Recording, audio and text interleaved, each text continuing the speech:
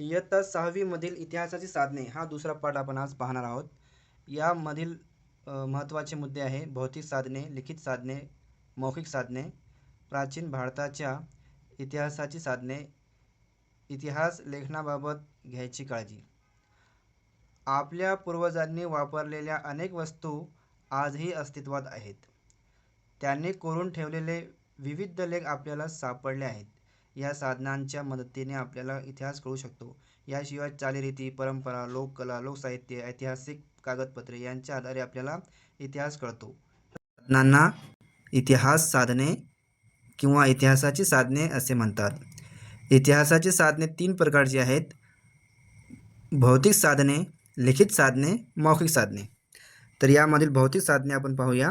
दैनंदिन जीवनात माणूस विविध प्रकारच्या वस्तू वापरत असतो. पूर्वीच्या माणसाने वापरलेल्या अनेक वस्तू आज आपल्याला महत्त्वाची माहिती पुरवू शकतात. पुरातन वस्तूंमधील खापराच्या तुकड्यांचे आकार, रंग, नक्षी यावरून ही भांडी कोणत्या काळातील असावी याचा अंदाज बांधता येतो. दागदागिने आणि इतर वस्तूंवरून मानवी समाजाच्या परस्पर संबंधाची माहिती मिळते. धान्य, फळांच्या बिया आणि प्राण्यांची हाडे यांवरून आहाराची माहिती मिळते. वेगवेगळ्या काळात माणसाने बांधलेल्या घरांचे आणि इमारतींचे अवशेष सापडतात. याशिवाय नाणी, मुद्राही सापडतात. या सर्वांच्या सहाय्याने मानवी व्यवहारांची माहिती होते.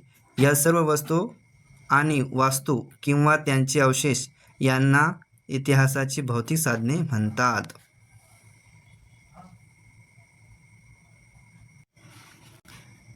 यानंतर आहे लिखित साधने. अश्मयुगातील माणसाने त्याच्या जीवनातील अनेक प्रसंग आणि भावना चित्रांतून व्यक्त केल्या आहेत. हजारो वर्षे उलटल्यानंतर माणसाला लिहिण्याची कला अवगत झाली. माणूस सुरुवातीला प्रतीके, चिन्हे यांचा वापर नोंदी ठेवण्यासाठी करत असे. त्यापासून लिपीचा विकास होण्यास हजारो वर्षे जावी लागली.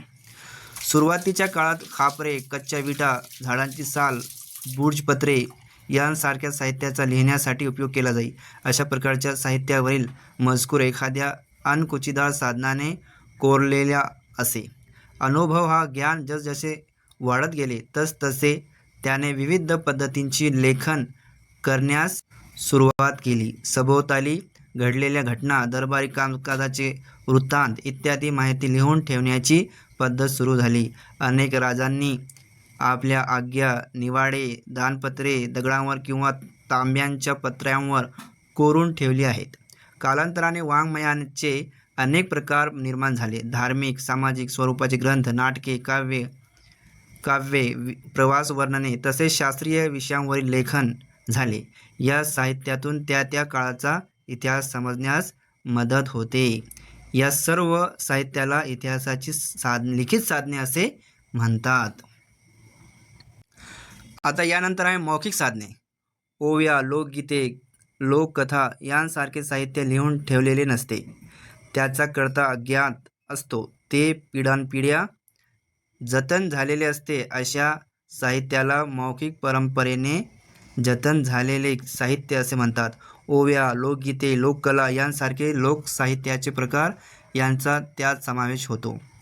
अशा प्रकारच्या साधनांना इतिहासाची मौखिक साधने म्हणतात. तर या ठिकाणी एक टेबल दिलेला आहे. प्राचीन भारताच्या इतिहास लेखनाची साधने. यामधील जे 3 प्रकार दिलेले आहेत ते आपण पाहूया. भौतिक साधने कोणकोणती आहेत? वस्तू आणि वास्तू. तर वस्तूमध्ये गृहचित्रे, मातीची भांडी, मातीची शिल्पे, मणी, रत्ने, दागदागिने, दगडी शिल्पे, धातूच्या वस्तू, नाणी, शस्त्रे हे होते वस्तू. आता वास्तू कोणकोणते आहेत? गुहा, घरे, स्तूप, लेणी, मंदिरे, चर्च, मशिदी, स्तंभ हे आले सर्व भौतिक साधनामध्ये. तर भौतिक साधनामध्ये काय आहे? वस्तू आणि वास्तू ते आपण पाहिलं. आता दुसरं आहे लिखित साधने. यामध्ये हडप्पा लिपीतील लेख, वैदिक साहित्य, मेसोपोटेमियातील इस्टिका लेख, महाभारत, रामायण यांच्या हस्तलिखित पोथ्या, जैन बौद्ध साहित्य, ग्रीक इतिहासकार आणि प्रवाशांचे लेखन, चीनी प्रवाशांचे प्रवास वर्णन, व्याकरण ग्रंथ, पुराण ग्रंथ, कोरीव लेख हे लिखित साधनामध्ये येतात. आता आपण मौखिक साधने कोणकोणती आहेत ते पाहूया. मौखिक साधने हे प्राचीन भारतातील मौखिक परंपरेने जपलेले वैदिक, बौद्ध आणि जैन साहित्य आता लिखित स्वरूपात उपलब्ध आहे.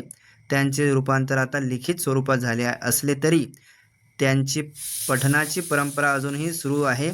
मौखिक स्वरूपातील त्या साहित्याचा उपयोग जेव्हा इतिहास लेखनासाठी केला जातो तेव्हा त्याचा उपयोग मौखिक साधनात होतो. तर आता पुढचा मुद्दा आहे प्राचीन भारताच्या इतिहासाची साधने.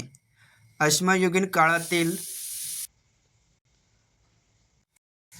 प्राचीन भारताच्या इतिहासाची साधने.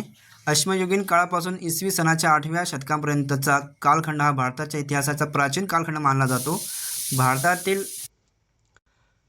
अश्मयुगाविषयीची माहिती पुरातत्वीय उत्खननातून मिळते. त्या काळात लिपीचा विकास झाला नव्हता. इसवीपूर्व 1500 पासूनच्या प्राचीन इतिहासाविषयीची माहिती वेद वाङ्मयातून मिळते. सुरुवातीस वेद हे लिखित नव्हते, ते मुखोद्गत करण्याचे तंत्र प्राचीन भारतीयांनी विकसित केले होते. कालांतराने वेदांचे लेखन झाले.